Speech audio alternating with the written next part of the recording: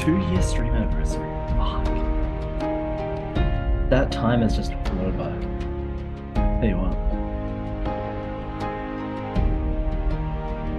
Hell yeah. Look, my seconds out. Hold on a second. It's like my phone. Beautiful. That ready. Let's get everything looked up.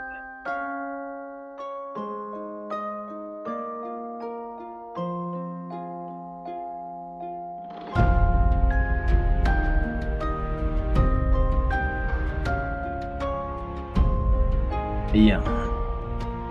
Yeah. For reason, I thought it was later as well. Like, I didn't think it was today. Right, that's probably what I was thinking of, maybe.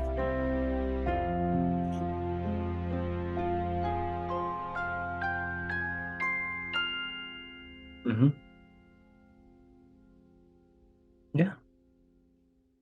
Yeah, look, fine. I haven't been running myself quite as ragged as you have. Uh, not Mr. over there needing four G Fuels, one monster to make it through the day. Jesus Christ. Look, your body's just there being like, Des, stop, please, please. I can't take it.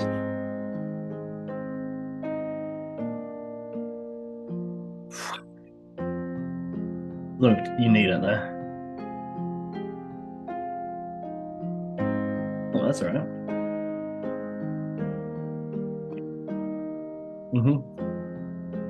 Bad at all.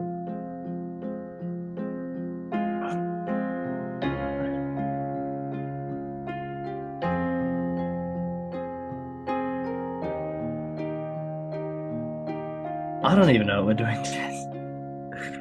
Oh, no idea.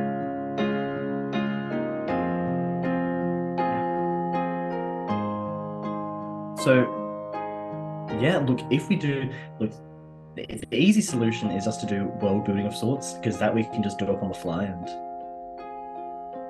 pull up rather easily. See how it is.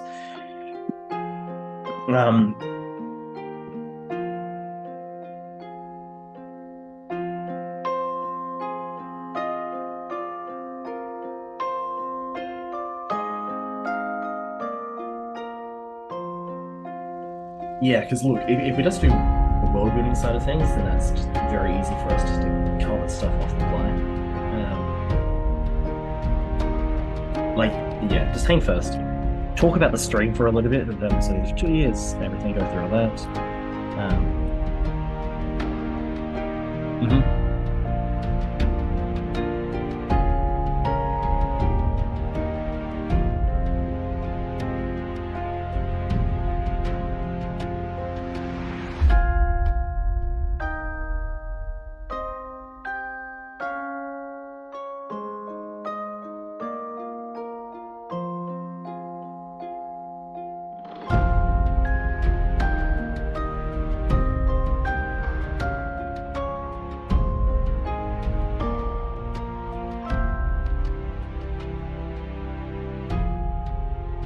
I got myself some pasta. Brought it home from work. Oh shit, nah. Imagine live on stream. People will see why Silicon's made that way.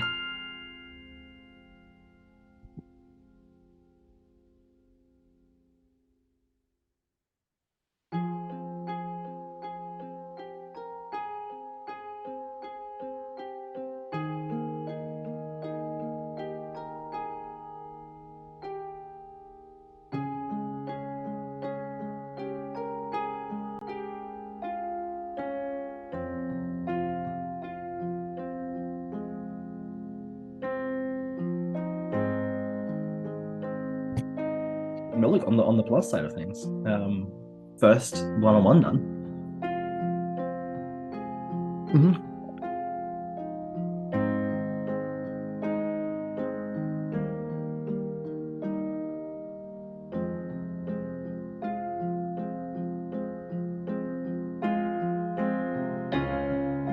Yes. And look, I think it would probably be longer for like AJ going through his stuff, considering that's like a character you haven't really had much involved in playing it.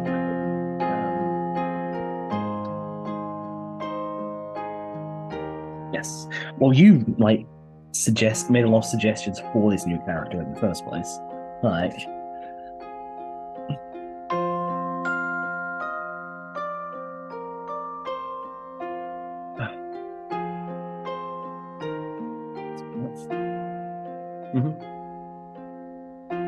yeah. No, I've just got some nuts.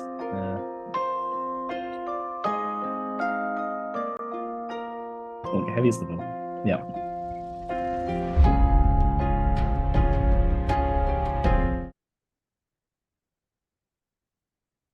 Hello.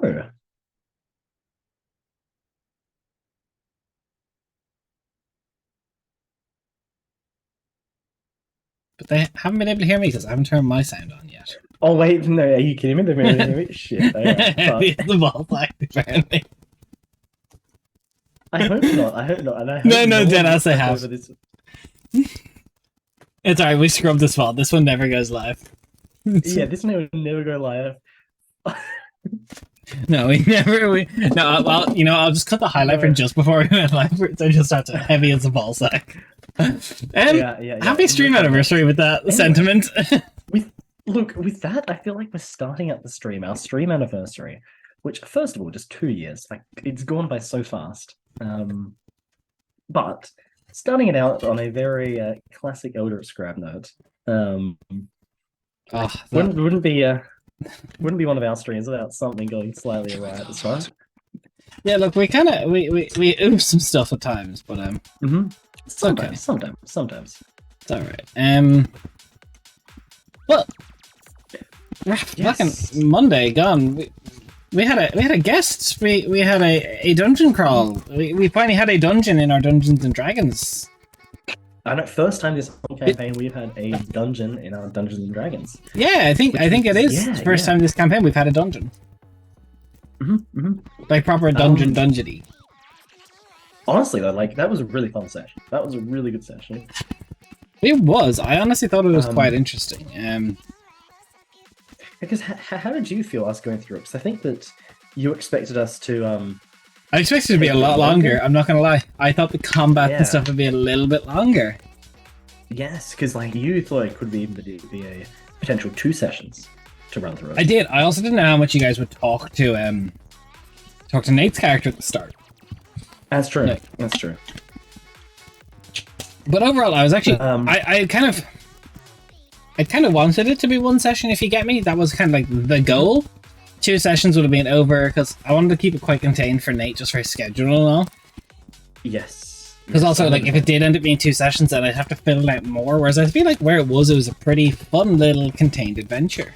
And it was. It was quite the little journey into the crypts. It was a sad one too. It was that was unexpected. I didn't think that you would play into the whole sadness of the Sphinx quite as much. But you guys are strong now. You guys are pretty high level. And just for some basic, well, not even basic, but Sphinx is a lower leveled in terms of at this stage. I mean, I think it was a medium, comparative to so for CR reference, I believe Marikath was CR 22 or 23. The Sphinx was CR 18. About right. Terodicadu was only CR 18. Yeah. Homeboy had no chance. Homeboy had no chance against us, but it felt bad, honestly. It felt really rough going through and having. Why do you think I had how often have I had a cinematic, unescapable final words of a villain or boss? Literally the dying words. I kind of knew based on things because I was working at it and I got this really interesting. I was he could be this really tricky spellcaster and he could just do his lair actions, but he was almost more one big part of this description was he treats people that have made it this far like old friends. Yes. And it's just He's more just like he's so freaking lonely. He's just like Yeah, he just wanted someone to talk to, someone reasonable. yeah, and he's like, can we just speak for a little bit before this ends? Because think about it, he has foresight up, so he can see briefly into the future. So I definitely lord that. It's like he can see when y'all are standing there. He's like, I lose this. Yes. You know, I've seen how this plays out if I go all out. And I definitely think there's a world in which he saw a future where he possibly kills one or two of you, but not all of you. And he was like, I don't want to cause that suffering on somebody. Unless I can see myself defeating them all, I'm not going to separate them. Because they look like they are friends. Yeah, they're friendships. Which, honestly, that part there the most. Like, it's because, especially because we at the start, it was like, I just want, basically, I just want one final conversation. Yeah, it was an actual to talk to someone. I want someone to speak to because it's been so long. Yeah, which is I'd be interested to see how the characters feel about going through this, killing him, and then taking the codex, because obviously, like, not everyone's gonna feel good about it. Yeah, I am kind of curious to see if anyone's gonna have like moral quandaries. Like, I think Zamani might. There's definitely a chance. Look, Calasindia definitely did. He killed a fellow servant of the Guiding Light the first time he's compromised on his principles. It was pretty sad. It's gonna take him. It was pretty sad, but it's also just the fact, like, what alternatives do they have left at this stage? Like, all they take is this, like, one unlucky encounter, Zamani to die, she's not coming back. It is sad. Like, that's the point they're at. So I don't know, it was a very interesting encounter, very interesting. Yeah, Sag, exactly, Sag. I thought I had enabled better TTV. 1 second. You're alright. What's it at currently? Right. No, just for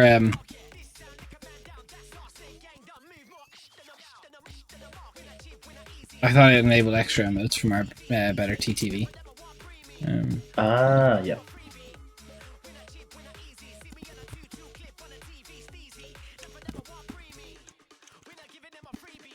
Let's see. But yeah, it's been a while since we've just done a bit of a dungeon thing like that, multiple encounters.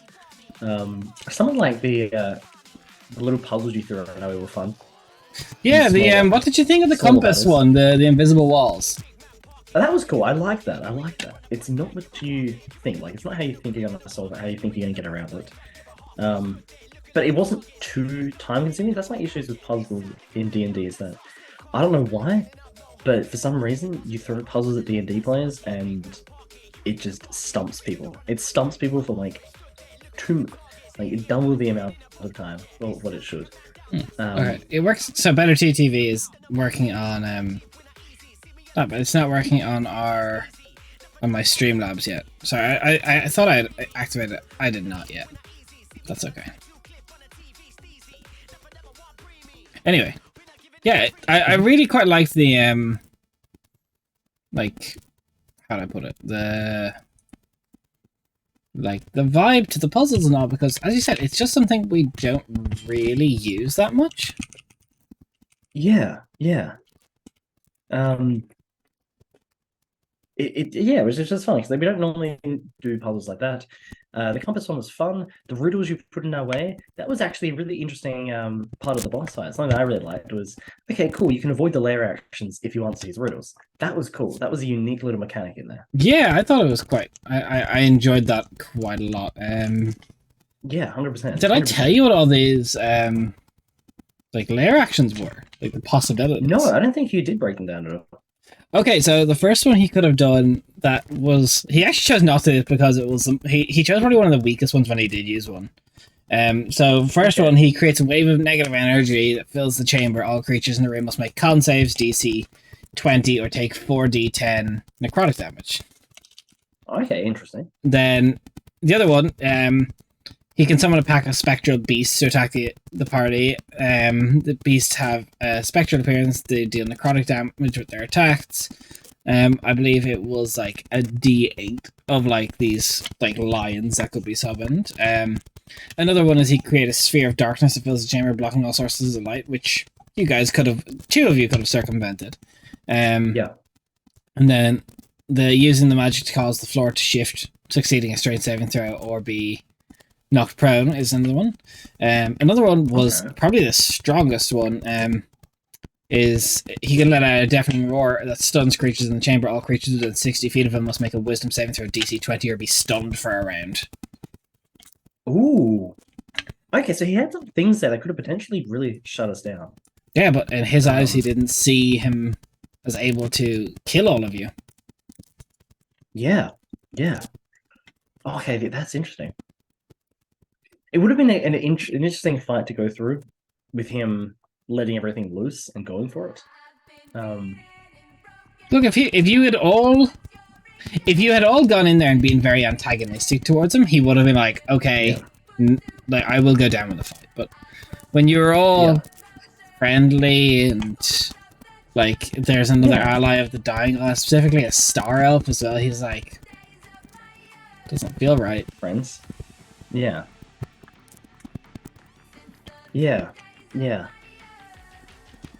So but it's greetings, hello, Cataclad. Greetings. How are you today? Hello. How are you going? How's your day been?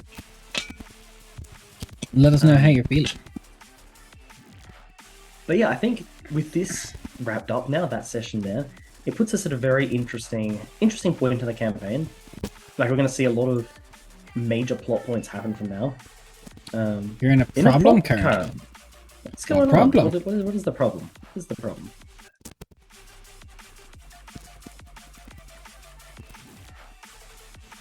You don't know how to saltwater check your dice. Let's check the balance. Ah, okay, cool. I've never done that either. So I believe the kind of general vibe is like a small cup with about a third of a cup of hot water and then 6 tablespoons of salt. Mix it. So basically you want it to be so that like once there's no more salt dissolving, you're good.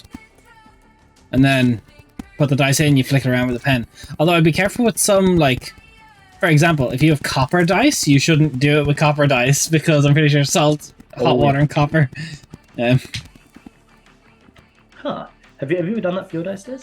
No, fuck that. I'm not getting my dice salty and wet. I know some of my dice are not, like, balanced correctly. No, is it your fucking Labrador? Labradorite dice, oh my god, they favor 20 so hard. There is no way those are balanced correctly. No. Just like my Bloodstone favors 2 really heavily. Yeah. I'm trying to think. In terms of dice, I think it's, is it Jen that has the dice that are very weirdly weighted in the group?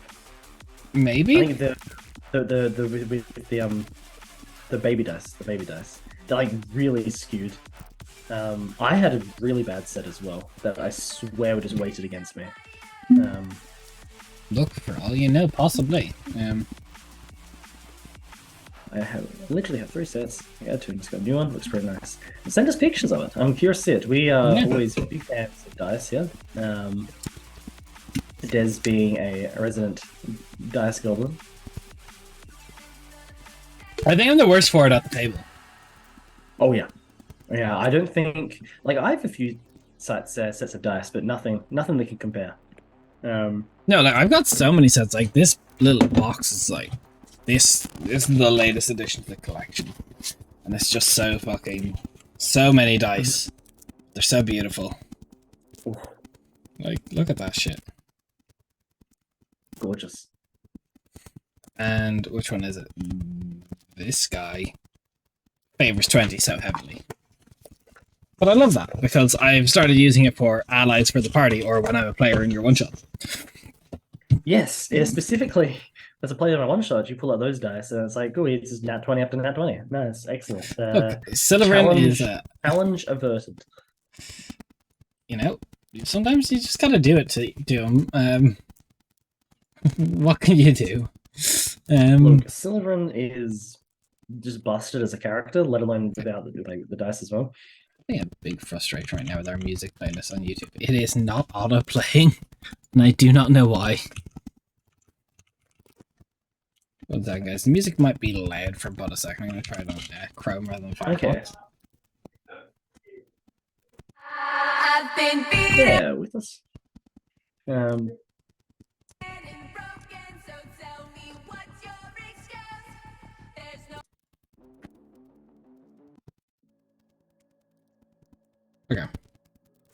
That should fix that. Let me just adjust volume.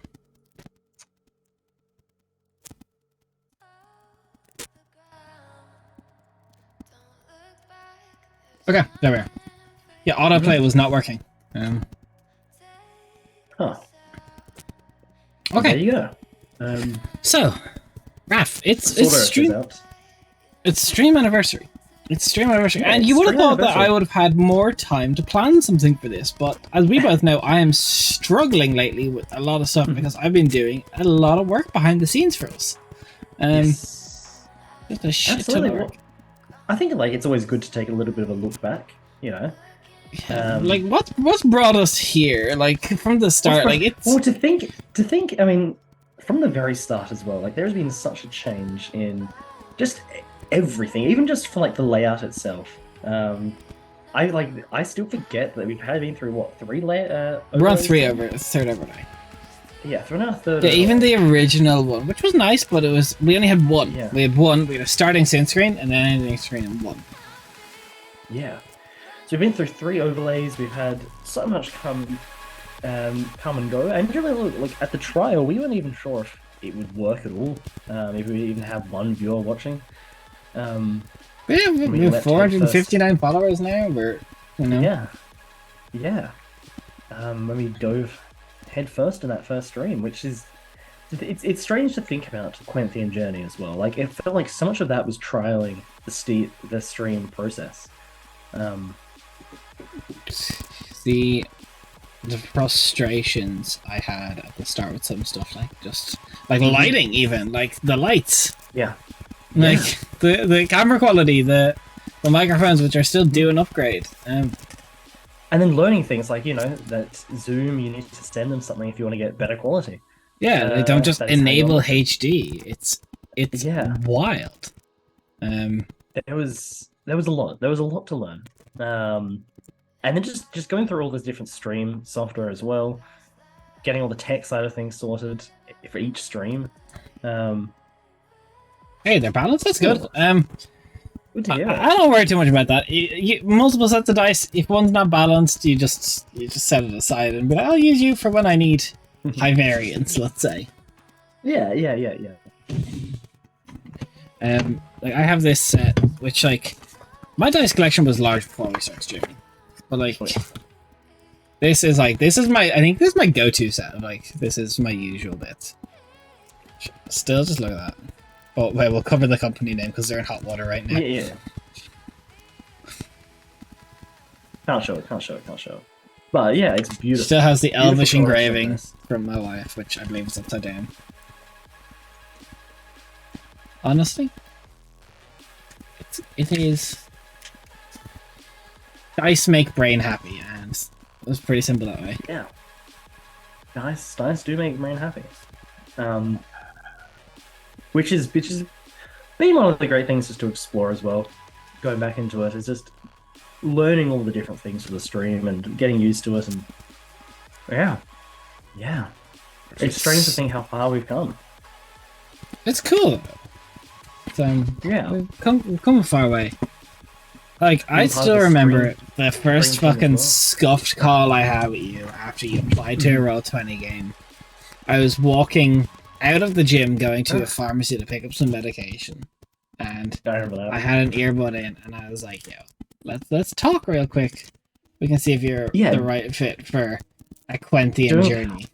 I remember that. I remember that. I'd come home from work that night. I was sitting down. I had the application come through. I had this random dude on saying like add me on Discord, which I hadn't really used Discord before then. So I was like, okay, cool. Like, all right. And then I get this random Irish person on their way to the shops, just start talking to me, giving me a D&D interview. I was thinking like, okay, this is cool. This is cool. And like from there it blossomed. I still remember. Yeah, sorry. No, go ahead. Go ahead. No, I was gonna say, and it's like I still remember when we first had the first chat of even just being like, streaming would be cool. Streaming would be cool. Like it'd be fun to try it out. See how we go. See where we go. Yeah, Which it's was like a while before we actually did.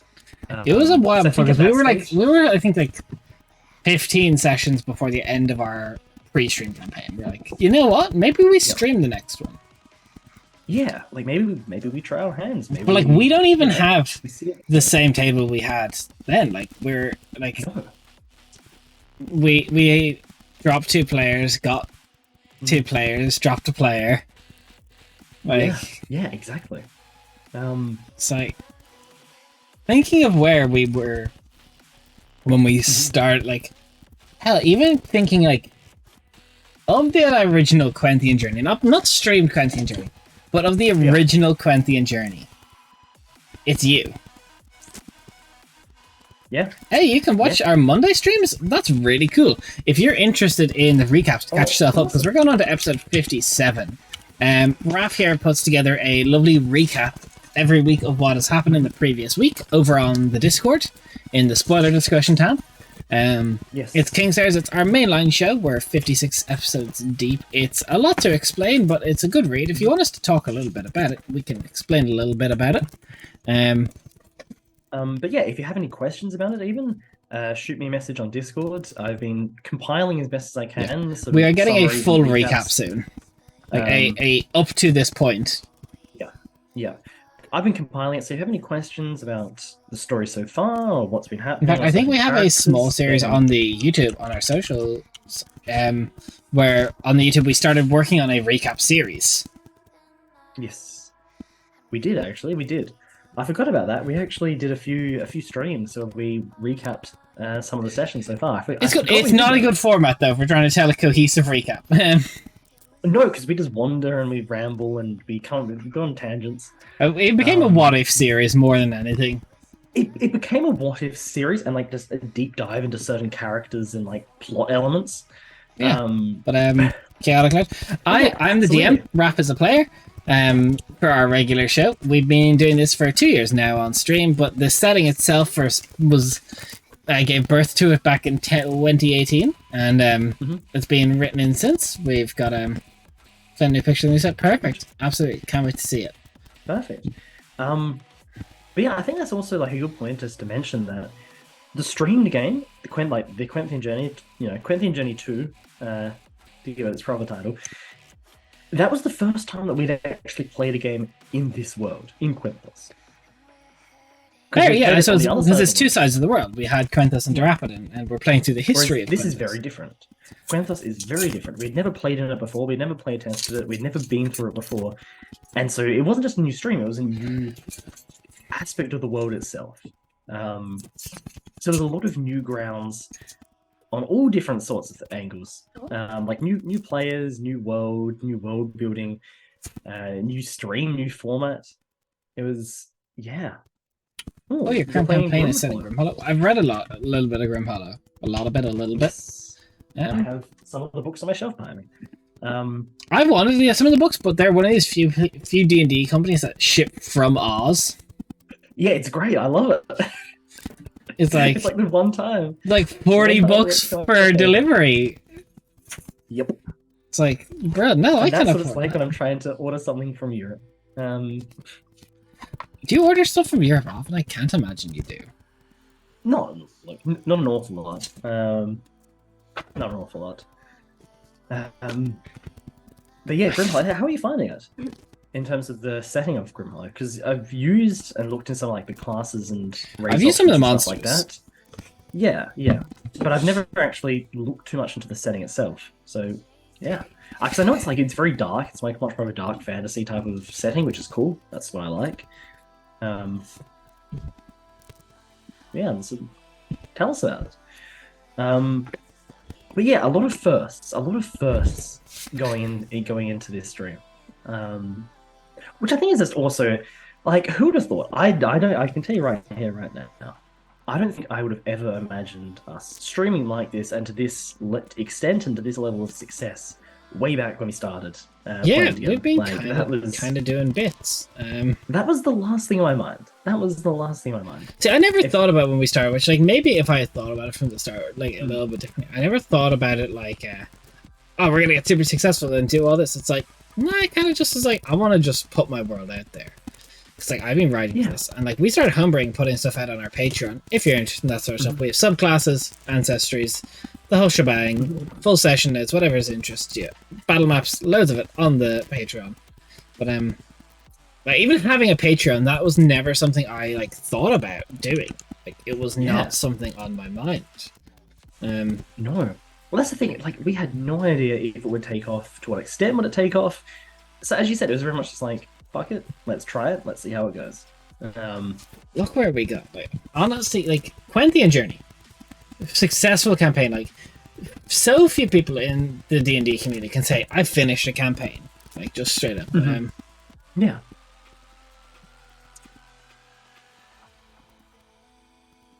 I'm actually playing my first barbarian. That's cool. Barbarians are really cool. There's Kate at our table is a massive barbarian fan. He absolutely loves them. He is. A big That's really cool. What subclass? What subclass of barbarian are you playing? Also, I would say I haven't been playing for long, but taking into account my lifetime, I've been playing a decent time. I would say it's probably the same for me. Like I haven't been playing for too long, but the amount of time I feel like I've put I into disagree, my guy. it, Like, oh wait, no. I keep thinking that we didn't start at the same time. I was thinking, I was like, I haven't played that long, and I was like, I started in 2016. 7 years now. I started 2018, 2018 or 2017, 2017, 2018. I think it was around about then. It was around about then. I can't even remember at this stage. Um, that's. I'm trying to remember. I can't remember. I'm just gonna say 2017. Probably not, but that's just how I'm gonna say it As was. the Primal Spirit, excellent choice. Level Ooh, 1 that's is a cool. great. I love low level. Like, we're currently level 15 in our main show. Prepping for level 15 is hard. Prepping for level 15 is hard. I wish you could basically just. I don't know. Like, ideal for a campaign is almost just like going up to like level 8 or like level 8 or 9. And 11 just, is my sweet spot. yeah, like hover around there and then somehow managing to like do like sideways leveling instead. When you don't hit massive power spikes. I don't know. It's such a nice spot around there. It's just like the danger as well. Like, it becomes a lot of like Yeah. combats can just be like if you bring up the offensive CR rather than the defensive CR, shit can just be spooky, like really, really spooky. Yeah, and it still feels like there's genuine threats to the players that aren't just massive issues as well. Like, not every enemy has to be big bad or big bad adjacent. Yeah, like one thing we've always done from like the beginning is we always had a B plot. We've always had a B plot, which I don't know if Kingslayers really has a B plot. It kind of does. Kingslayers, I wouldn't say it has one B plot. It has many B plots. Yeah, Like, that's fair. Like currently right I now, feel Zamani is the B plot. Like her son. Well, that's the thing. That's the thing. The characters almost feel like they are the B plots. Like there's the A plot, which is Samael and all that, but then the B plots are the players and their stories. Yeah. Which, like, you've always factored in the characters, always tried to have stories and stuff to go along, but never to the same extent as Kingslayers. Kingslayers, it's felt like you really just like, okay, fuck it. I've taken these characters, and I'm just going to completely explore their backstories, their futures, what they hold for them, which I love. I think that's fantastic. Super great. Like the story of the Kingslayers is like, it's why it wouldn't work with just like if there were so many deaths. Because it's so about you all. It's about the characters. It's about the journeys. It's about all of it, Yeah. and I honestly like if um we had a lot of early-ish deaths, like around like session 20 point even, where it's I would have far fucked it. enough in, But it would have screwed the balance. It would have Ref, absolutely annoyed it. how about you Yes, I saw that in there. tell about the character? Tell us who Calicindia Yeah. is. Tell me how. Okay. That's So I'm playing Calicindia, who is a warlock, playing with the Sybil subclass, which is from Cobalt Deep Magic. Check it out if you haven't. It's a great resource full of cool new subclasses and spells. I'm no way paid by them. I just think it's very neat. If you're curious, Yeah, here is playing. a picture of Raf's character and all the characters, all the Kingslayers. But in this, my character is all the way on the right, the elven fellow looking at the skull. That is Calicindia. But yes, so the whole shtick of the subclasses very much revolves around foresight, being a prophet, seeing into the future, that type of thing, which is a major part of his character. Which is very much the mad prophet, losing his sanity whilst growing in power. But yeah, any particular questions you may have, I am more than willing to answer them. He's definitely a character close to my heart. I think even at this stage, probably my favorite character I've played, and one that will be very hard to give up when we eventually hit the end of this game, I think. That's gonna be so hard. Like, saying goodbye to playing Calicindia, I think is it's gonna hurt me. It's gonna hurt me. Yeah, look, I agree. I think it's. I hate it. I don't want to like. I love this. I love the Kingslayers campaign, albeit like I can't have the Kingslayers be like the thing forever. But it's just like, well, we have them. It's just like I like it so much. It's just like I quite honestly never played a campaign. Yeah, I get that. So you played like more short sessions, one shot type things, like nothing that spans into like a long term campaign over the course of years, even. Yeah, I get that. I played a few type of things more of that style before I joined with Des. Yeah, I ran a lot of campaigns that were like a lot of shorter shit. A lot of shorter shit. Yeah. Yeah, but the one I joined you with was, funny enough, something that wasn't quite short. Like it was. Very much it like ended on up being though. It grand ended up scale. being like 7 sessions. True, but it wasn't going to be. No, see, my problem that as a DM, I always struggled with short shit, and I've been a lifetime DM, just always. Yeah. And it's just like trying to keep things contained is difficult for me. Like trying to keep them small. So I always wrote these like epics, and then I would get like with the group maybe like 15 sessions, maybe 20 if I was really lucky, and then it would just fizzle because finding people online super hard. I didn't have people local. Yeah. Just it was always weird house rules. When I got a D, I thought it was only D20s and that's it. Yeah, look, fair. What are some of the weird house rules you played with there? Weird as in good, or just weird or bad house rules? I know that there's a lot of interesting house rules out there that some DMs use, some groups use. You know what we used for a while that I end up just look back and I hate so much? Critical fails. Yes, that was awful. That was terrible. It's just, I hated it. It made, because even when NPCs did it as well, it's like this NPC, they're meant to be this absolute skilled perfectionist person, and you get a nat one, and suddenly you roll it, it's like they fucked up in a huge way. Cool. It just feels terrible. No, but even just down to like the thing of like mathematically, the argument for critical fails is like, oh well, if you're critical success, so critical fail. But you're telling me that a level 20 fighter is more likely to fumble a weapon than a level level 1 fighter because he makes more attacks. Yeah, I don't know. Like it just doesn't. I wasn't a fan.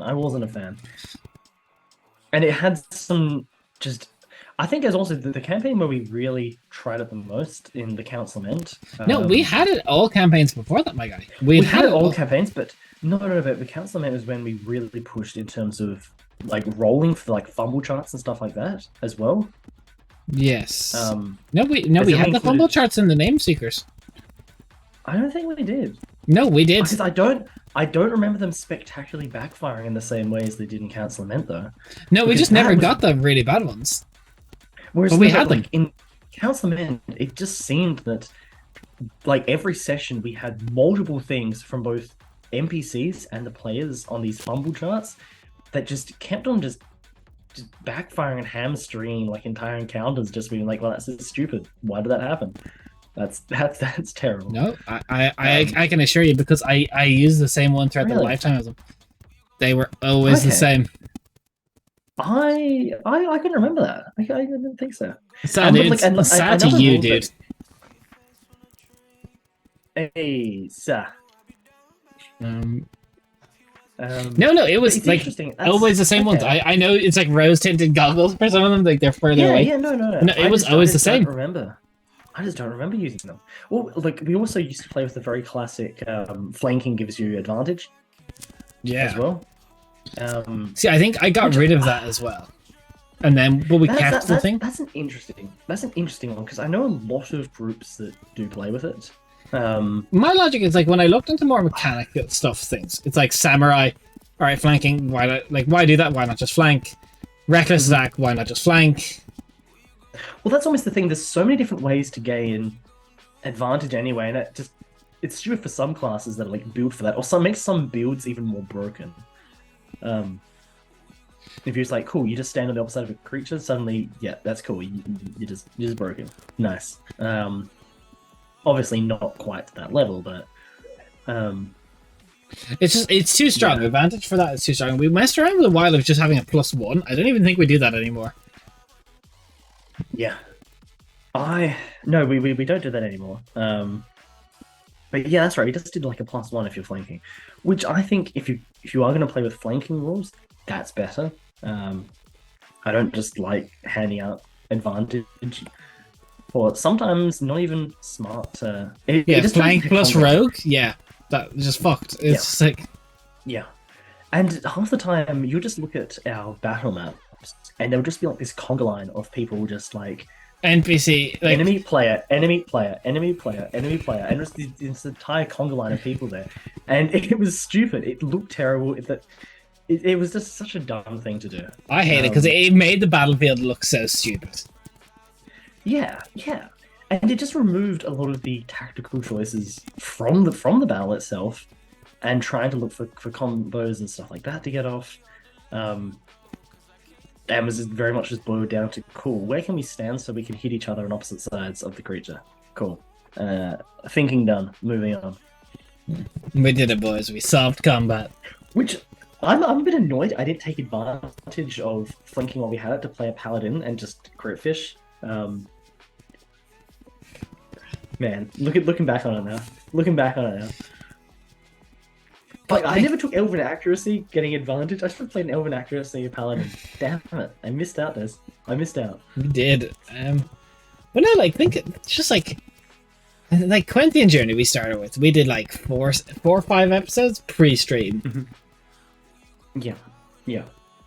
And that was ironing out a lot of the kinks, I feel.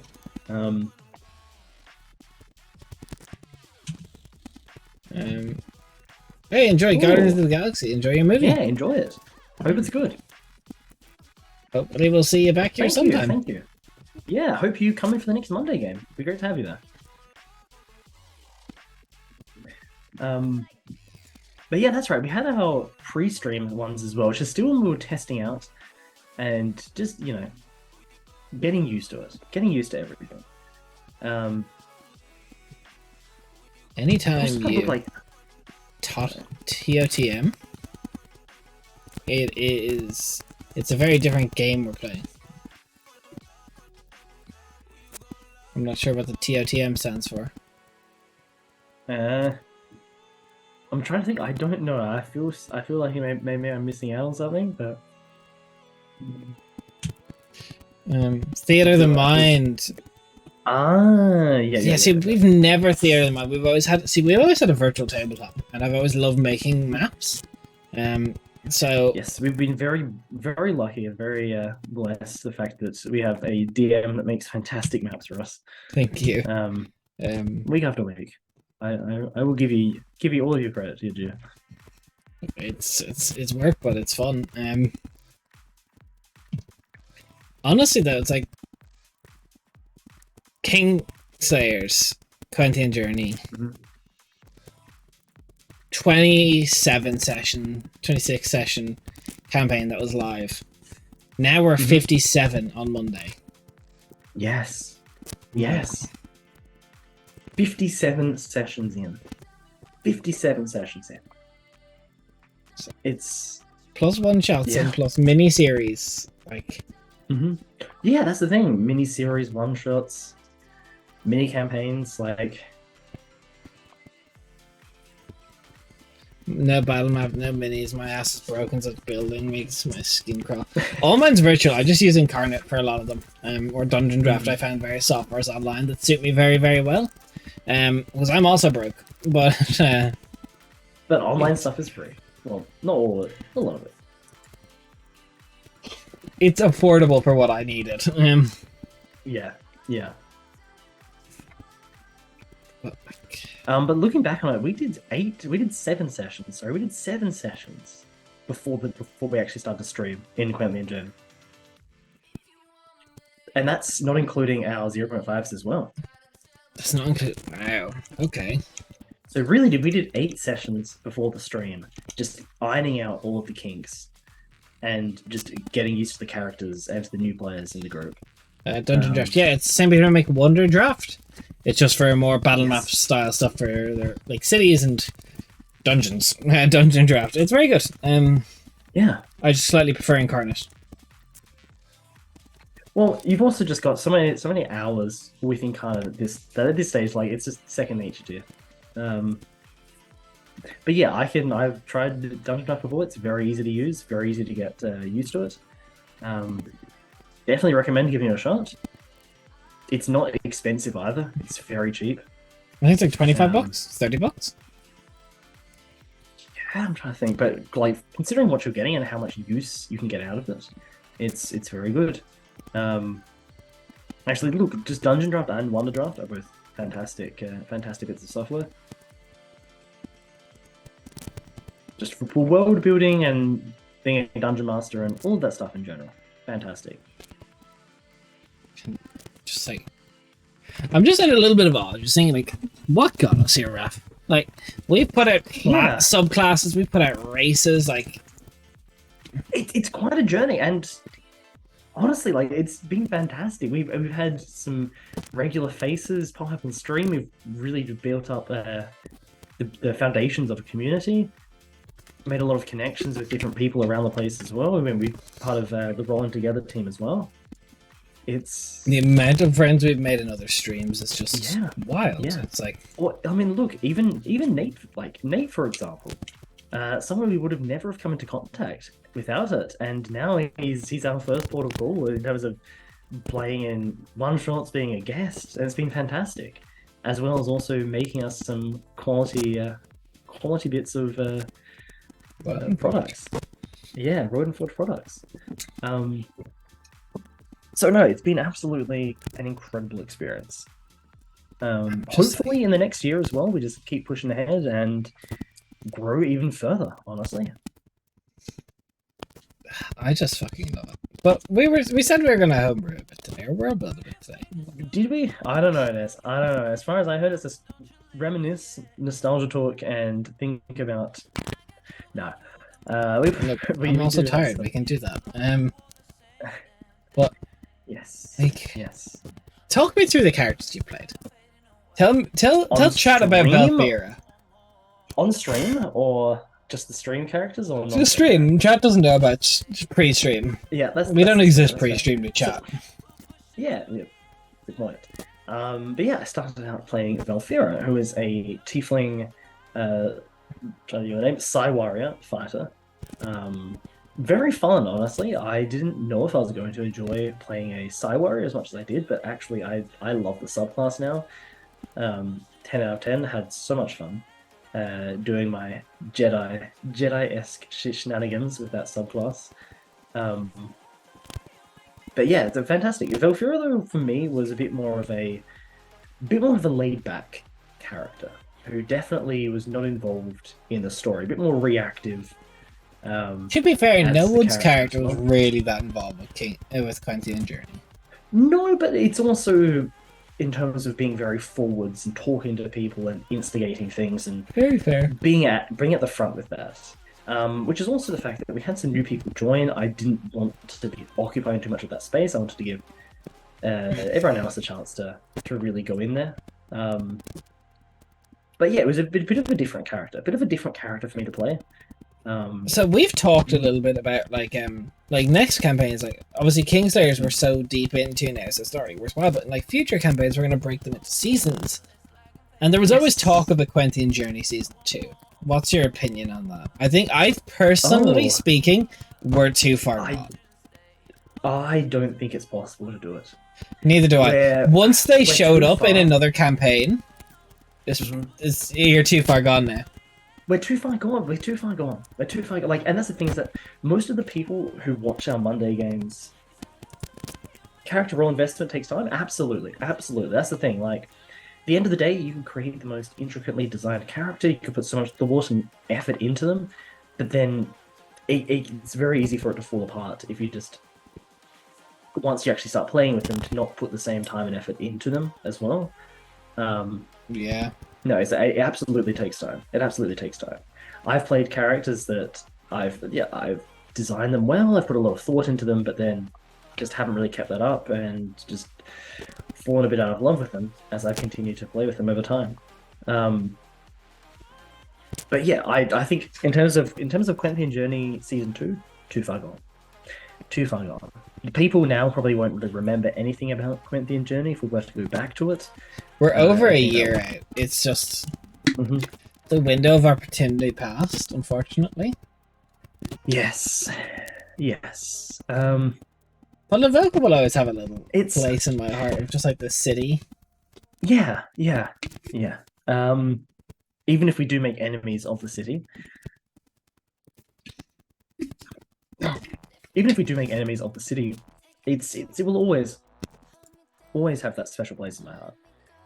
And I'm looking forward to it for it to be a place that we can return to in future campaigns and see how it grows, see how it develops over time. Um, See the small little cottages and huts turn into walls A and bustling little city. grand houses. Yeah, absolutely, absolutely. Um, and the Hollow Man Festival, classic. Um, but yeah, I don't think it would ever be possible for us to go back into season two. Now, that being said, though, I'm sure potentially we could do like little snippets with characters. Not even for Quentin But Journey, I don't think. I think it's too I don't far think gone so. for anything. I don't think so.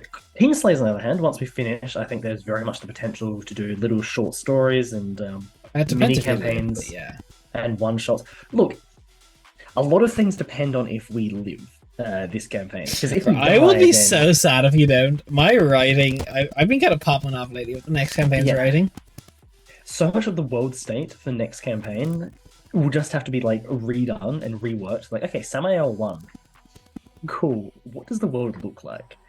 Um, at this stage in the campaign, it's like it really is like if we were to face a TPK, that would be the end of the campaign. If the Like, Kingslares were to be TPK'd. mhm. I have a few contingencies. Not all of them work, and it would depend. Like I have contingencies for like example if all of you guys get killed Okay. within the Emperor of Ghoul's hold. Yeah. Like What I would kind of happen know at how I that can continue it there, but Okay, okay. I'm curious, like, if we rescue the hostages and we die after that point, it's doing something. What, like, do you have a contingency then, or is it? I have a contingency if you die in the hold. Right, right. But let's just say, like, we rescue the hostages, we bring them out, we do through all that, and then we go to hunt down Gromothia, but then we get TPK by Gromothia. That's a that rough stage. one. Yes. I hope you don't. For what it's I hope worth. we don't. I really hope we don't. See, my main worry is if you guys lose the final fight. That would be my worry. Because contingencies be damned, that was the final fight. Uh-huh. We can't have round 2 at the final fight. We can't be like, okay, yeah, somehow let's give this another shot. Let's give this another shot and see how it goes. Let's try with some new people, new sacrifices up. No, we can't do that. Once it's done, it's done. Like the result is the result for it. But I just gotta say, I am terrified. I am terrified for the Samael fight. I don't know what to expect from it. I don't know how we're gonna do it. I am just. It still seems in my head so far off at this stage that just. It's not though. Like it's not like we're closer to it than we are towards the start of the campaign. Like very much. If you think about it this way, you are closer, in theory, to the Samael fight than you are to the... What was our first boss of the game? Althea? Was it? Yeah, I'd say you are closer to this than you are to Althea. She was like, what, session 14? Yeah, she was. So yeah, we're definitely closer. So you're like 40-something session. Yeah, you're closer to the Samael fight than you are to the Althea fight. Yeah. Yeah, which is scary. Like, it's coming, it's creeping up on us, and... Every week it gets a little closer. And I'm scared. See, I'm very curious, because eventually... We've kind of talked about, like, what's going to happen. Like, we're going to have downtime soon after we get the hostages. Mm-hmm. And eventually, it's going to be, because Kingstars is a semi-open world, kind of open world. Eventually, the portal to the boss room will light up, and it'll be like, when do you guys take it? Mm-hmm. It's like, after our downtime, like, let's say, for example, I'm not saying this is what will happen, but downtime, a couple months of that, and you deal with the Sasara in Sathas and Serok. Gromothir and the Druid, and Rainer, if you don't know what's happened with that, is possibly the last 3 generals out there. But Samael's making a move over here, and you can go fight him. Yes. Yes. It's like, do you guys go take that opportunity? That's what I'm... One of the things that's really... Or do you guys wait to, like, are you guys trying to get, like, the completionist, like, take out all the generals, take out everything possible? I think we almost have to. I think we almost have to take them all out beforehand, because at the end But what if you take them all out and he comes for you? True, but what if we're in the final fight against Samael and one of them rocks up? Yeah, what if Gromothir rocks up with 2 power word kills? Exactly. Suddenly the fight from Samael has gone from being deadly to impossible. Because there's no way we can win a fight against 2 of the generals at the same time. Let alone a general and Samael. So we're level 15 now. We give 1 more level, because I've said I don't want my level spells. Yeah. We've 1 more level. So we need to face... I think we at least kill maybe all but 1 of the generals, and like maybe one of them stays alive, depending on the pace of it, depending on how much time it seems like we have. And just one of the things I want to be sure, though, is that we go into it fully prepared in terms of collecting everything we need, all the MacGuffins we need to fight Samael. I don't want to be going into the fight being like, okay, do we have what we need, or are we going out on a limit of prayer? Like, well, you kind of know the MacGuffin, the Soul Anchor. Yes, we know the Soul Anchor, we know that. But, like, it depends if the fight itself is just going to be straight up just, like, slapfest against each other, or will there be other things we need to, like, plan for and collect around then as well, considering he still is a saint, he still is a semi-divine figure. Semi-divine, but also he's a vampire, so when he dies, that goes back to his coffin. You gotta find his home. You gotta slay him in his coffin. Precisely, or find a way that we can kill him, before then in order to prevent that. Or, like, that's another thing, is that do we try and find where his coffin is and try and ambush him there? Like, does he work like a normal vampire? You just need to hit him. So, like, does he disappear into mist, or does he just disappear? Well, that's the thing as well. Like, does he get pulled beyond the divine gate? If he's form is killed, or does he reform? Like, what happens? What happens? I'm curious Like, what your there's plan is when, like, what is Raf's current plan for Mhm. Kingslayers when after downtime happens? Like, you know, you've nothing left to do. Like, you don't have any more leads for Samael. You've dealt with Sassara. You've gone to Irasphere. You got the weapon. Mhm. What's your plan? So we're saying at this point we've done all the stuff there is to do, basically.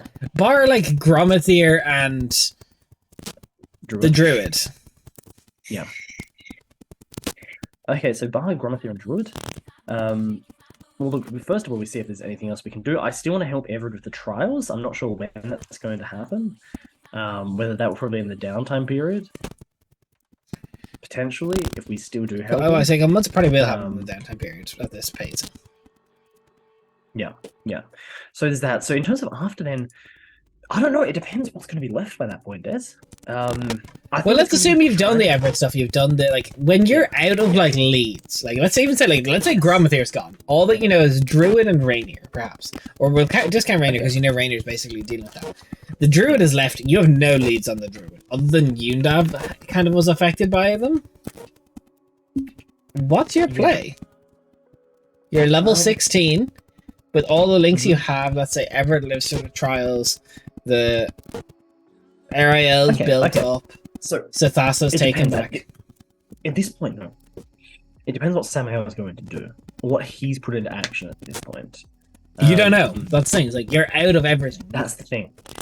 Is that I think at that point, we either go into overdrive, trying to be investigators, trying to dig up leads, or else we play a very reactive game, trying to wait for Samael to make moves and for us to counter them. It's going to fall into one of those two camps. Either we go all into the extreme of like trying to uncover where is his crypt, like where is his coffin, where is his base, where is this, where is that, trying to dig up as much information on Samael as we can, go into it for a really deep dive into that, or it's going to be just to hold back, wait, and then respond. Because I don't think that if we're out of leads, and that's really the only two solutions. But what I'm asking is, what's Calicindir's plan? Calicindir doesn't operate with that knowledge in terms of there's only a period of downtime here. Calicindir doesn't have that. But surely he's thought about the whole thing of like, what happens if we run out of leads? What would I do?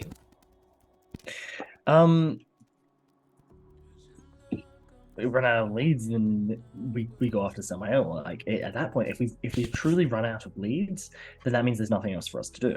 Because we have so many leads at this point, we have so many different directions we can go in, so many different potential, like things we can try and pull on and see what happens. That if we've run out of things entirely, then that means that we're ready. Because there's a lot that we can still do. There's a lot of unexplored areas, a lot of little clues and tidbits that we haven't delved into. True. Because even like something that's not even there at the forefront, like the ritual scrolls at Lake Hethspire, that's something we can go into, look into them. Like there's a lot of little things that have been sprinkled throughout the campaign that we can just try and work out. If we have nothing else to really go on, then fuck it. Let's go on these lesser known ones. Hey, so. Please. But yeah, there's even the thing, like, what is the, like, in the Undaria Isles, Samael's thing there, is that where his main base is, or is that simply one of them? I'm curious though. Are you worried? So this is just me, this is more me to Raph. Samael's symbol is... So let me just double check, I just want to get my wording correct. Let me pull up my Samael notes. What is Sammy's? I know it's a silver and obsidian, but I can't remember which order it is. An obsidian longsword on a silver shield. So you know he's a sword and board kind of guy. However, you know he created the blood crystal blades. Is Calicindir worried those weapons are showing up again? Um, Because they melted. Like, See, okay. He, Here's something that's going to sound very bad. Also, just quickly, react mode and building a detection network to find any of Sammy's moves. Exactly, that's essentially it. the Just trying smart to move. build up a network and trying to find where he is, what his actions are, and respond to them. Exactly. Trying to build up like a full web work of informants and everyone else that can help them and operate from that. But in terms of the blood crystal blades, no, he's not concerned they're going to show up, but that's because he's assuming that Samael has something far worse. Like, that's the thing, is then casts in his mind, cool, if this is a weapon he gave one of his generals, Samael's probably got something stronger. Yeah, that's a fair assessment. So, which is also Pepper Calcinger as well. Like, he's slightly more paranoid in that aspect, in terms of overthinking these things, being like, cool, if this is something he's made for one of his generals, then what the fuck does he have? Because it's going to be better than that, and we need to be concerned. Okay, and if I was to tell you, you had met Samael hidden and undercover as another NPC, who do you think would be your guess? I don't fucking know that. You can't spring that on me. Okay, my question though, have we?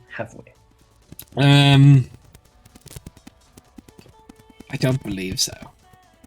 Okay. Maybe. Can I roll inside? Maybe you have. I mean, you could have actually. Who knows? Interacted with a lot of different NPCs. Look, can you imagine the plot twist? It's actually Everett. Everett all along was Samael. It wouldn't work. He tried to make an attempt on his own life. That's true. Unless it's just like a long con from Samael. No. No, I had someone like far different in mind, like Kelsier. Yes. Yeah. Oh, Kelsier. Fuck, that would hurt. Or even Teethan. Oh, could you imagine if it was Teethan? I think I would just cry. I would just give up. Or like Gromathia. All along, Gromathier's been playing us because it's actually Samael. Oh my god!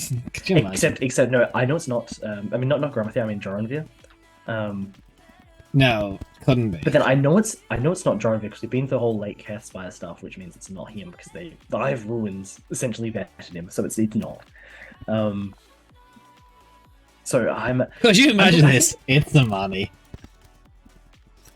Calacindia would. I don't. I think Calacindia would just give up at that. Not even give up. He would just use the shards and be like, no, that's not Samael's MO. He's not that type of person, but like he's not that type of girl. Yeah, he's not. That's not her. You're not her. No, I'd say if there was someone that I could say you would have seen as Samael, I'm trying to go back. Teethan wouldn't be a bad idea, but see, my thing with Samael though is that he's the type of person, and this is my interpretation. He's the type of person where if he's gonna fuck with you, he wants you to know it was him. He doesn't want to play like anything else. He wants to fuck with you and for you to know that he fucked with you. Like I think we're due a Samael moment soon. Like we've had a few this campaign. We've had a few deaths. Like we've had the two. First one we had was which is more than what we've had with most other BBGs. Like true, but he's been here from the start.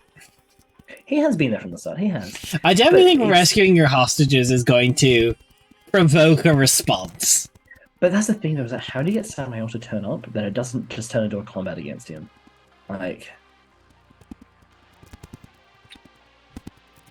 So unless like you bring him up and it's not a combat encounter, or if you bring him into it and we don't fight him, yeah, I'm not sure. Honestly, even just like like not peace offering, but like ceasefire style moment, like this dinner with Strahd. Yeah. Could you imagine he just rocked up to Ariel Keep and he's just, you don't want to start a fight because there is an army on your doorstep. I'm just here to talk. Let's be go home, you rat bastard. Get the fuck out of here. A BBG that masks as a quest giver to fight himself and find and control the oppositions. Honestly, that'd be a very smart BBG. I feel like we're due a Samael moment, and whether it's like a angry response, like we are, we are. Like, See, I'm really curious though what his response would be, because would it be like a like well done type of thing, or would it be like, okay, you've moved against me, I you've moved, I told you not to move against me, and you have. All right, bring it on. Um, so I'm curious to know what his reaction to everything we've done will be.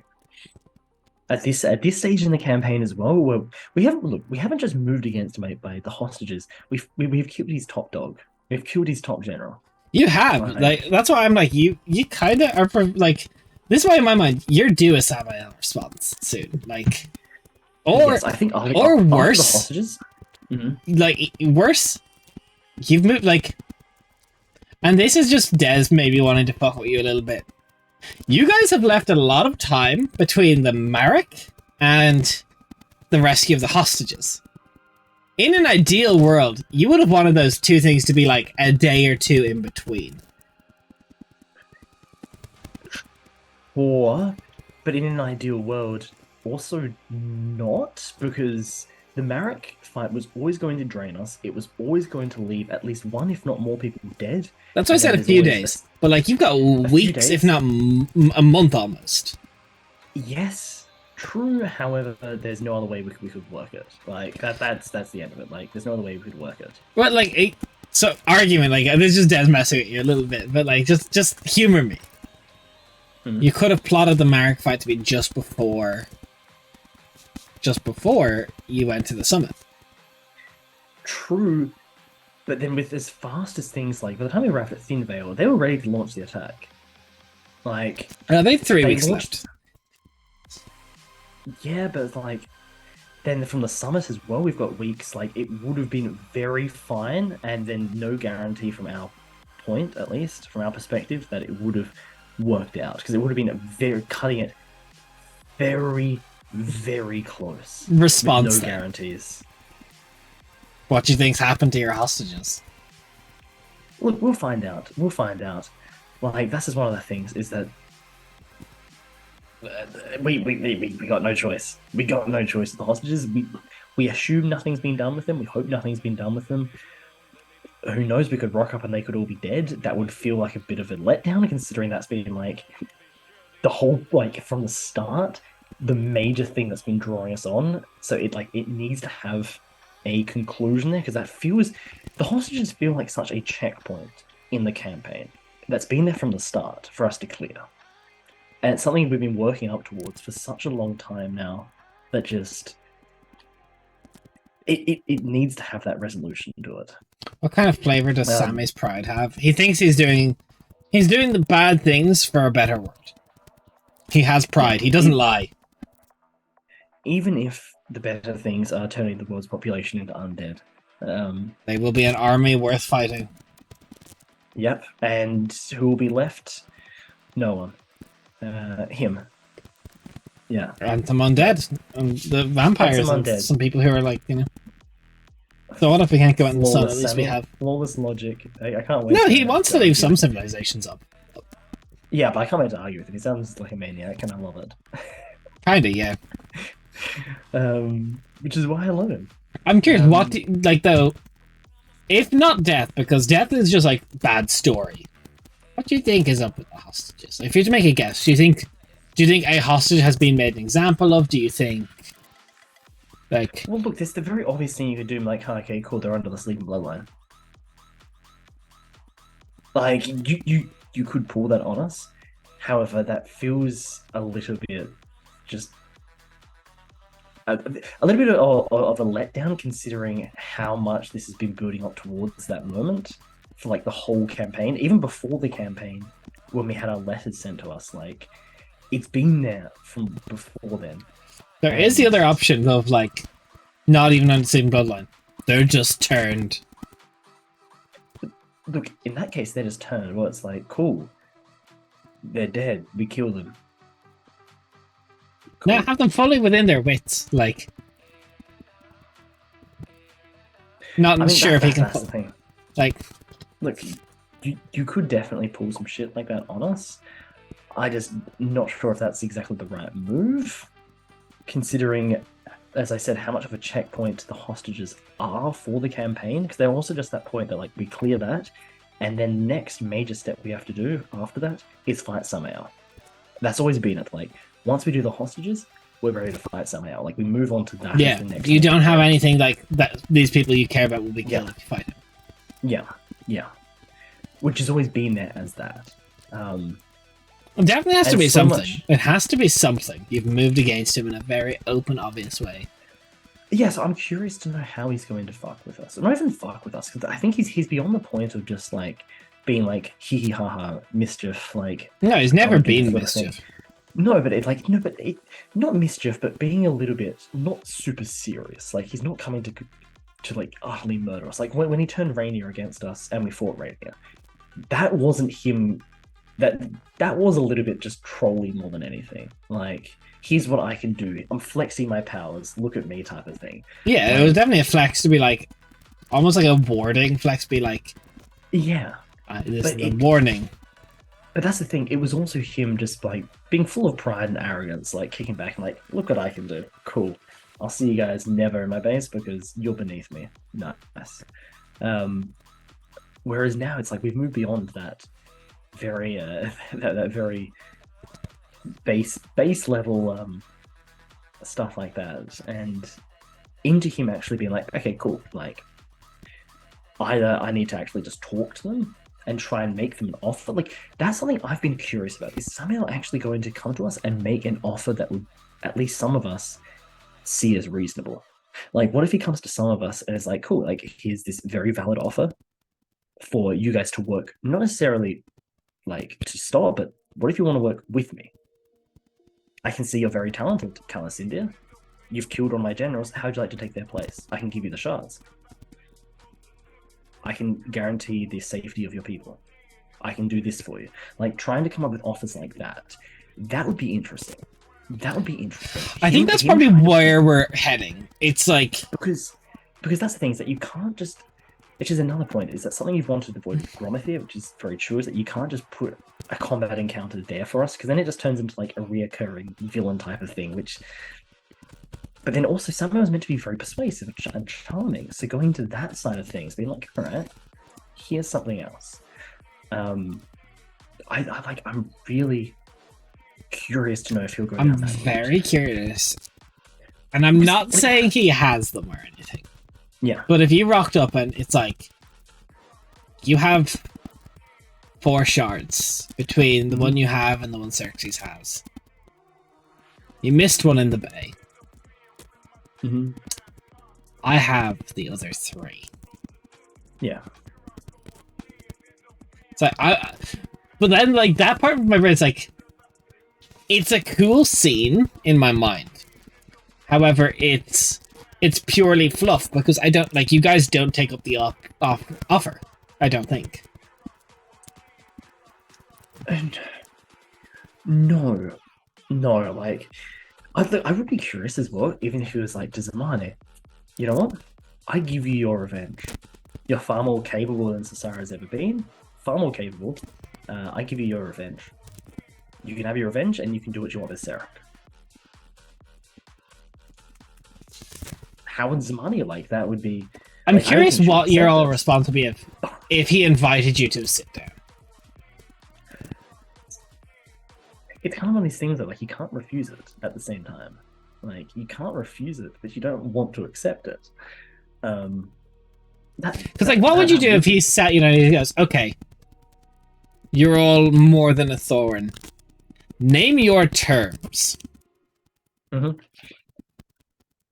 It's because also like if we don't do something like that, what does Samuel do? What does Samuel do that doesn't just have him coming up as like a recurring villain type of thing? Like, I mean, he launches his main plan, and we just don't have that interaction with him as a villain. yeah, but as you've said, we're overdue for something, some sort of interaction with Samuel, especially like post hostages. Post hostages, we're due something. Like, it would feel strange if he doesn't show up at that point. You know what would be wild? Hmm? And I may use this, I don't know. You all rock up to the hostages, and he is waiting in the room.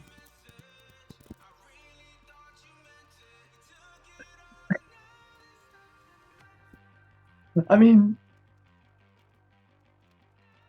ooh, what the fuck would we do? Like, what Like, would not he be even as doing a then? combat, just be like, we need to speak. Yeah, yeah. You But can my change problem is, if responses. all of you get antagonistic, then why doesn't he throw hands? And if he throws hands, we're dead. Like, I mean, it's close. you Like, think we'd have a chance? no, I mean, it's close that some of you could escape without dying. Oh, yeah, 100%. Like, I mean, it's like Vader. You run from him at this stage. yes, yes. It's like the same as the Emperor of Ghouls. Like, we run. Um, I need to do something I am struggling with. I am struggling with the idea of what Samael does next. Because I don't want it to yeah. be a joke. I want a serious scene. Also, he needs to have his villain monologue be like, there is fire coming. This has to happen.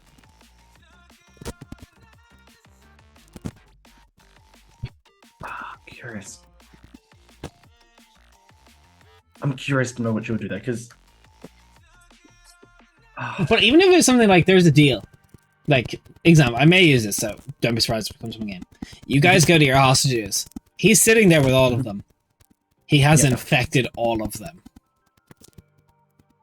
And he goes, let's talk. See, Hello, that'd be Chav. interesting, but at that Hunter. point... Or just Hunter, I suppose. How you doing? Hey, how you going, Chav? But yeah, at that point, though, if he does that, if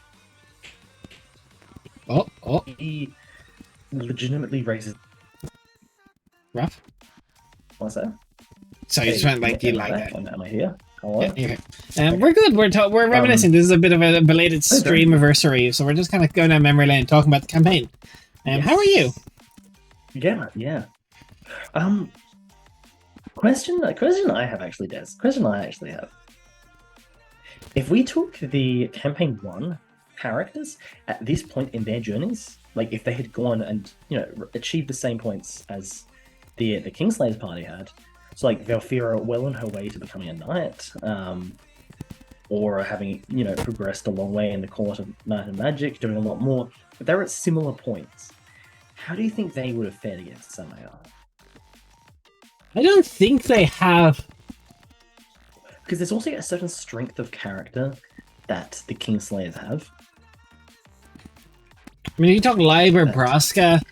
I don't think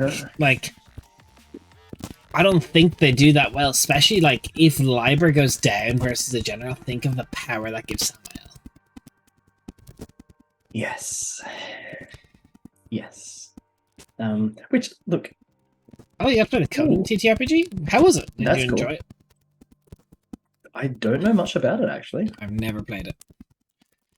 See, my main thing is like, what does he do? Because as I said, like, it has to happen. I have to do something. And I've been racking my brain on this for a few weeks. And I'm like, when does that happen? And, like, honestly, like, right now, like, no cap, full just, like, honestly, because the guys don't watch this, is he's there with the hostages and he wants to talk.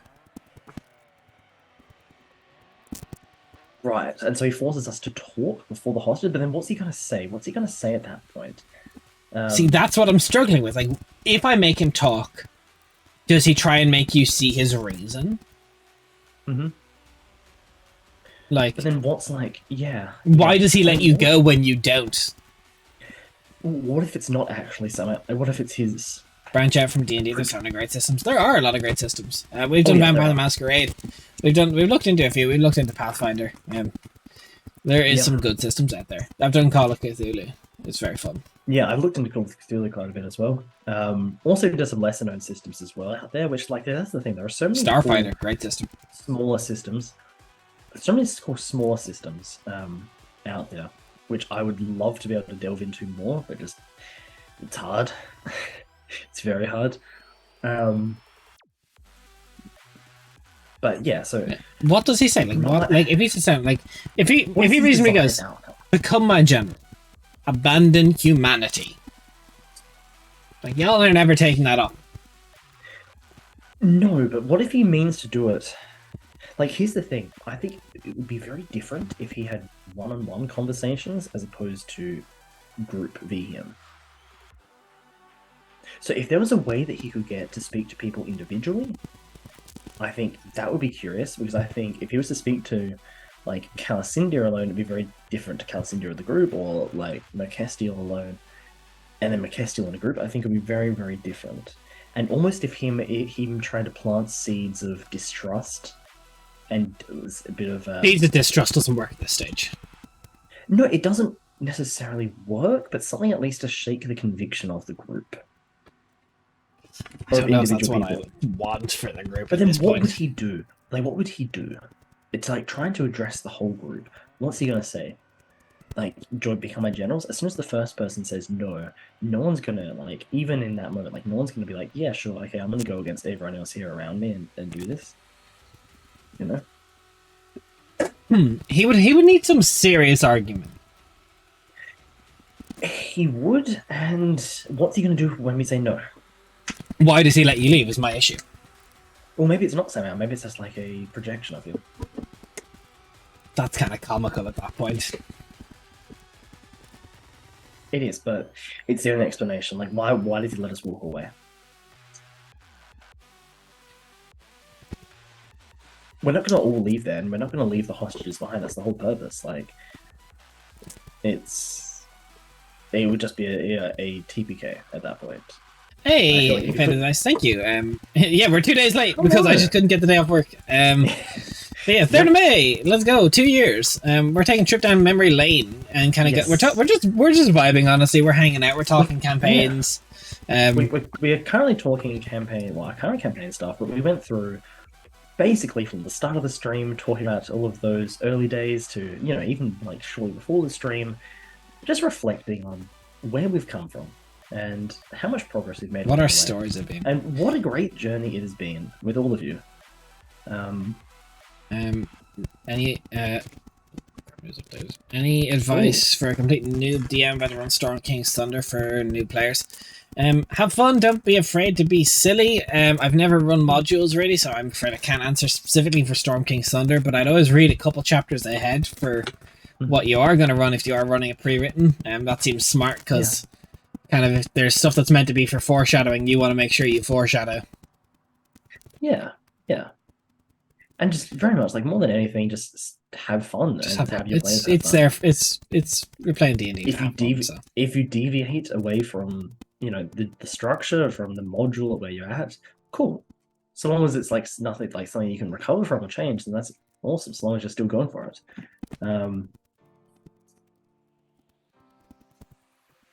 I think just getting into it as someone who's recently just DM'd for the first time,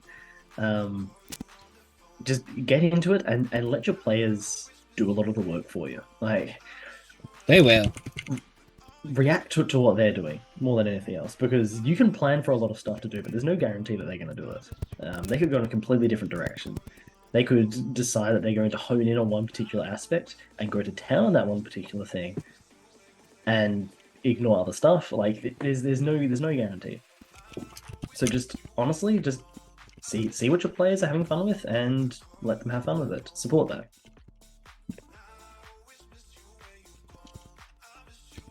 Yeah, it's if I make Dragonborn PC, that'll be a massive target. Giant saying over the dragon, so in law that would be the favorite target.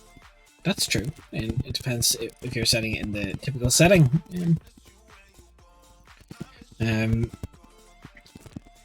However, yeah, we're talking Samael. We're trying to kind of get through this and figure out what, like, what's what with Walter Rabbit. How do we, like, how do you do it? Like, how do you approach these things? How would I approach Samael, like, talking to you? Like, because I don't even know if I can at this point. I'm curious, did No, and not the campaign. There's nothing else I can pull from the Hey, campaigns. Commoners, thank you for the sub. Oh, That's very thanks so cool of much for you. that. Great to have you here. Great to have you here. Um, Fridays aren't normally one of our days, but normally during the week a bit more, and on Mondays especially, where we play our main game. But yeah, feel free to drop in at any stage. Great to have you here. If you've got any more questions about DMing or running a game in general, join our Discord, send us some messages, and ask some questions. There's a load of helpful people in there. They'll be more than happy to give you some advice. So yeah, feel free. What was I going to say? Yeah, so like it's how do you just not make it a joke? Yeah, like how do you not trivialize it, and how then at the same time, how do you make sure it's not too deadly? It just doesn't like it's there to wipe the party type of thing. What do you do in that case? Or do you just? I feel like on the Discord, joined during a campaign session, did not have the money to sub then. Look, great to have you subbing now. Look, happy to have you here. It's We'll great. take it. We'll Yeah. take all of it. It's never look. There's no such but thing as a come on, waste if sub. that does benefit gives you, if you want to reach out to me, Des, on the Discord, I can add you to our World Anvil because that's something that we give to people who subscribe to the channel. If that's something that interests you, I should give you all the resources you want for like running stuff in our setting, if that's ever a thing that is of interest to you, or deep dives in our lore. It gets updated pretty frequently by Rafa or myself. There's a bit of a backlog, so it's getting bit by bit, and especially towards the end of this campaign, there will be a lot more.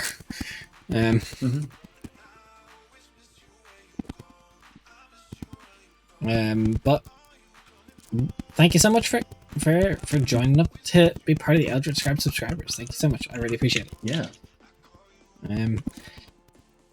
However, back to the topic. Hello, Valta. Oh, hello, Hello. Valtar. How are you? How are you feeling? How's your day going? Yeah. Oh, I'm in a Pathfinder campaign, a D&D campaign, a Villains and Vigilantes, a Conan campaign, an Era Survival campaign, and a random few one-shot systems. Damn, that is a lot of games to play in. I think if I had the time, that'd be fantastic. But that's it's an investment. See, That's I really used to cool. run like That's really cool. at my That's peak, really cool. run like 3 campaigns at a time, Yeah, and it was like just too much. which is still a lot. Too much. Like 3 campaigns is. But yeah, what's your favorite system? Well, I haven't played in a lot of those. What's probably your favorite? I also GM 5 days a week. It's like a full-time That's not job. bad. Yeah. How do you find that? Is like I imagine it's pretty draining. 5 days a week.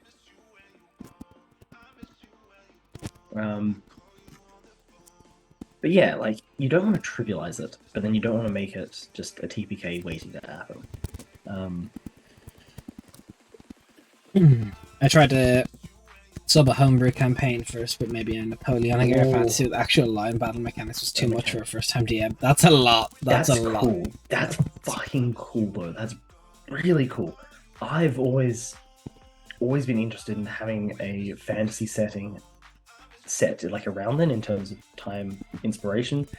But there's a lot of mechanical stuff that I have no idea how you would get to work. But that's a really cool idea though. And hey, look, it's good at least starting at that point and being like, okay, cool. I'm gonna get some experience first, gonna get some advice, and slowly work towards that, as opposed to just leaping in trying to make it work.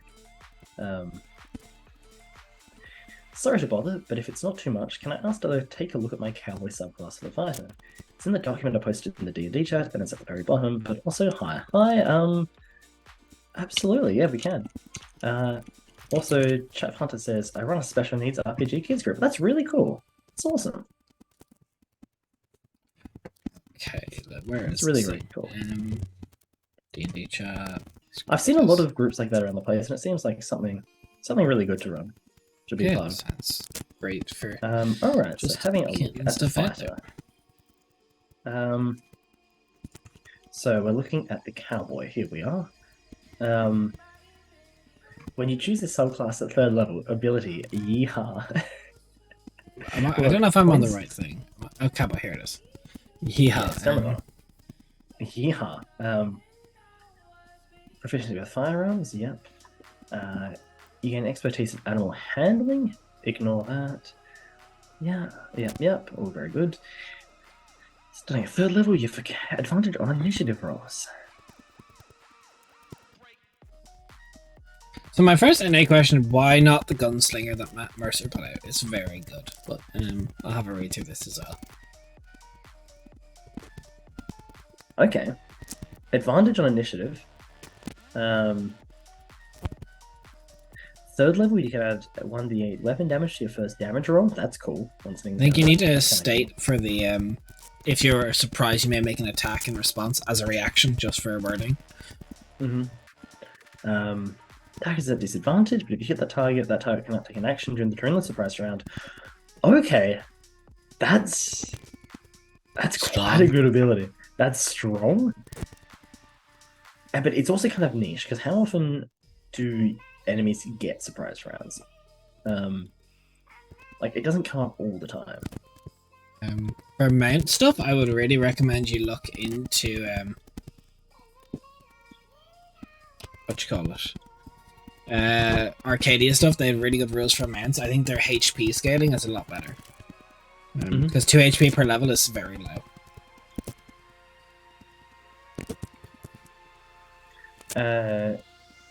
At level 7, when you grapple a creature, the creature rolls a strength or dexterity saving throw with disadvantage. When you roll the strength against their throw, any rolling below 10 or makes it 10. Okay, so better against grappling creatures. Okay.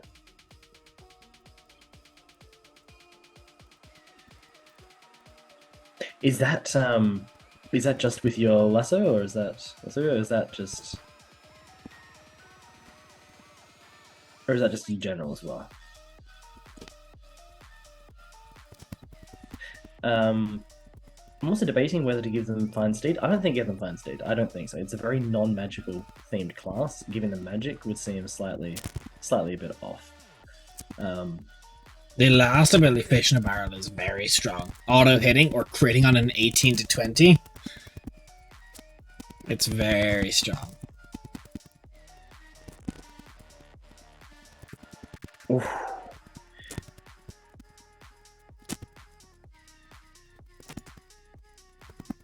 Oh, okay. That is very strong. Because like proficiency bonus that level is what, 6? Yeah, that's also grappling isn't used much. Those rules there probably won't really come up too much. Also, minor thing, it's acrobatics or athletics checks, not strength saving throws. The fanfare ability, starting at level 15, you can unload every piece of ammunition in a single round of a full action. You may choose as many targets as you have. Mission. If you do this, you may hard increase attacks. Okay, so it's essentially just multi-attacking, just with everything. But can you do that and then make your other attacks? No, you can't, because it's an action. It says it uses your full action, so I'm guessing. However, you're a fighter, so could you do that action surge and then make your attack again?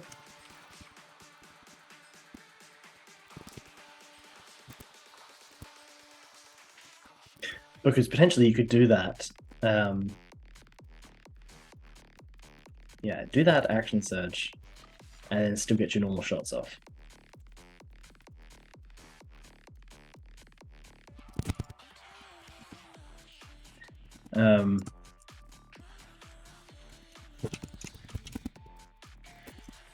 Also, for the level 18 ability, is that just like one turn it lasts for in terms of the auto hits, or is that like like over the course of a minute type of thing?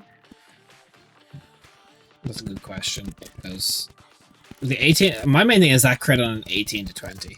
That's strong. Also, for the fanfare ability, you need to reload. Yes, but if you've got a gun in the other hand, Like,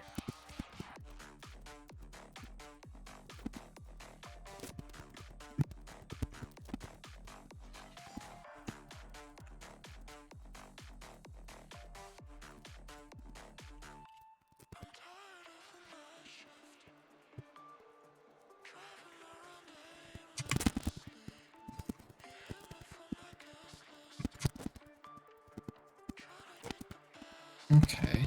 Yeah, it's some of it it's feels interesting. like I like the concept of it.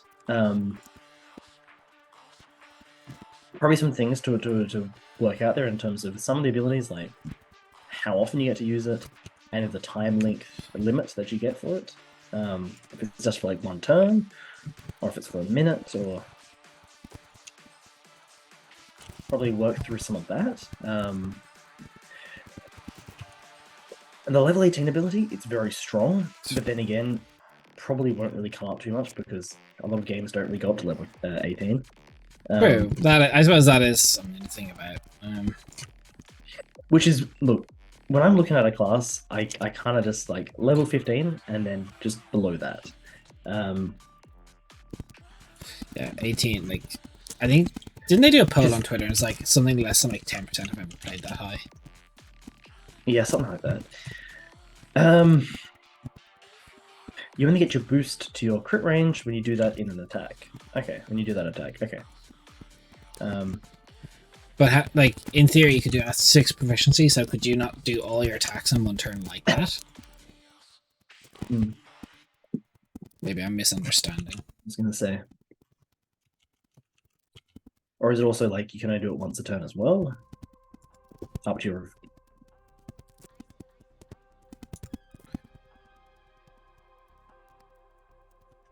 So, but it's cool. It's a cool start point. It's a cool concept behind it. I definitely like it. I definitely like it. Firearms base, actually, I don't think we've ever had someone in one of your games. Has anyone been like a gunslinger type class or like a firearms Yeah. class? Sark. What was his name? Oh yes, that's right. Yes, yes, yes, Yeah. yes. That's a long time though. Long time since we've had anyone try to be a real gun. Well, they kind of when we gun started user. stream ones, the world's not there yet. Like, it's only getting there. Like so, it wasn't allowed, I believe. Hey, you guys are really awesome going out homebrew like this. Mad respect. Oh, thank you, thank you. We homebrew ourselves. We go through it. We know how much of a tricky process it can be trying to fine tune and just balance everything. So absolutely, it helps to have people go through it, and I love it. I love seeing what people come up with. Yeah, anytime. We've done a lot. It's something picking apart homebrew that can be like just trying to find like clarity on wording because like for December we did D&D December where we put out 5 subclasses, 4 races, and 1 sub race throughout the month of December, one every week, one of each every week, and then trying to balance that, and then on top of that trying to then rework all our answers these past few weeks. We do a lot of homebrew here. Obviously with a full homebrew setting.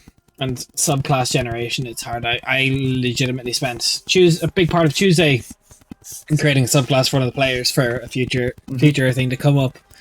So it's a lot to go through, and it definitely helps to have people like have a look into it and see what's what. Yeah, absolutely. It's also like, look, a lot of homebrewing comes down to just the wording itself and clarifying that more than anything else. Yeah, a lot of that is just it's just like it's its own fucking work. It's like like speaking of our homebrewing, look at all the vast work we've done. We've got Why Hello there, and that's about it today. Yeah, look, this stream here was more meant to be just an anniversary thing, more than anything else. It's more just an anniversary hangout. Yeah. But seeing all of you lovely people, and just getting to reflect. Just kind of hang out for like kind of a less stress. Yes.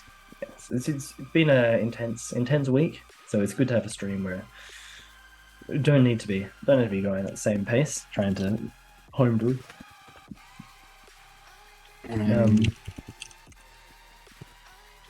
But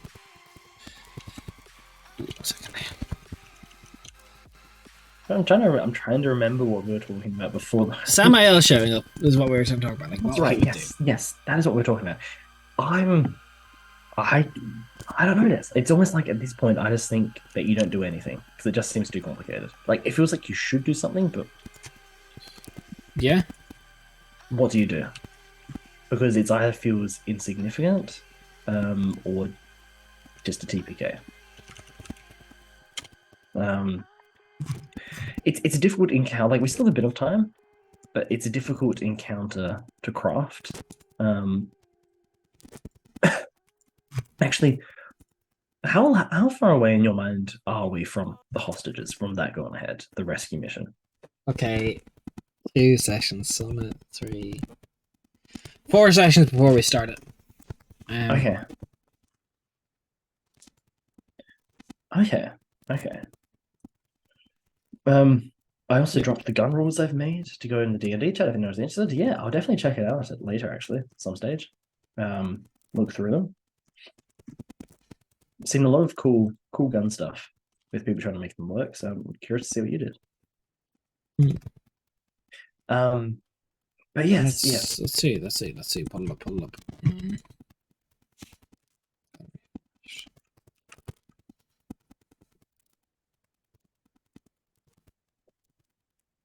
Where am I going?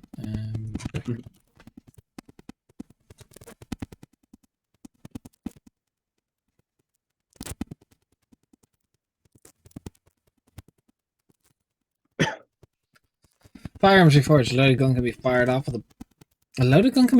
a bonus action or a reaction when needed and does not require an action to be fired. No. I think that's quite strong. As a reaction? Just for anyone? Do you need a feat to get this? How do you get that? Because that's... Yeah, how do you get these abilities?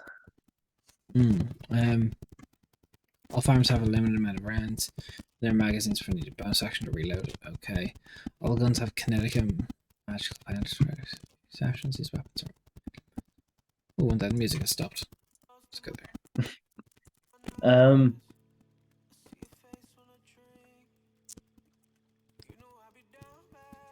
Please. Oh damn, you really have gone. You really have gone to town working on these rules. That's cool. That's really cool. So napalm grenades. Okay, that's cool. That's cool. Poison grenades. Recoilless rifles? Jeez. What the fuck? That's cool.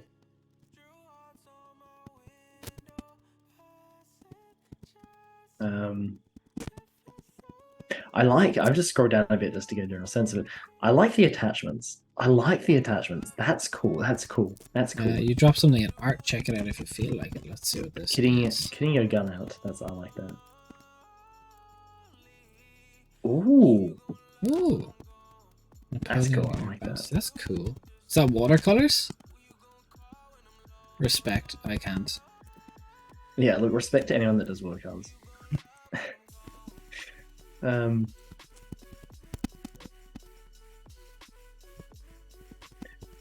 like the idea that you've got there with the gun accessories. I like that a lot. Look, if D&D ever puts out rules, like more rules for guns, I think that'd be a cool direction for them to do. I'm surprised they haven't, but also not considering things they haven't put out rules for officially. Look, they're not that great for putting out. Yeah, watercolors, perfect.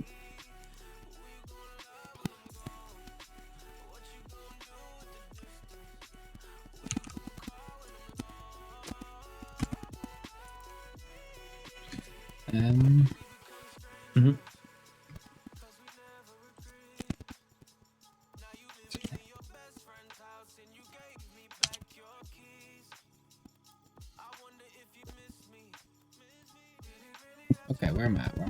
What time are we at? Oh wow, look at the time. Oh geez, all right. Sorry, I just got a bit distracted looking through that. Yeah. Getting very close towards the end there. Yeah. Will we perhaps just wind down? Yeah, one down, I think. Okay, so yeah, happy stream anniversary, guys. Kind of a late thing, a belated one too.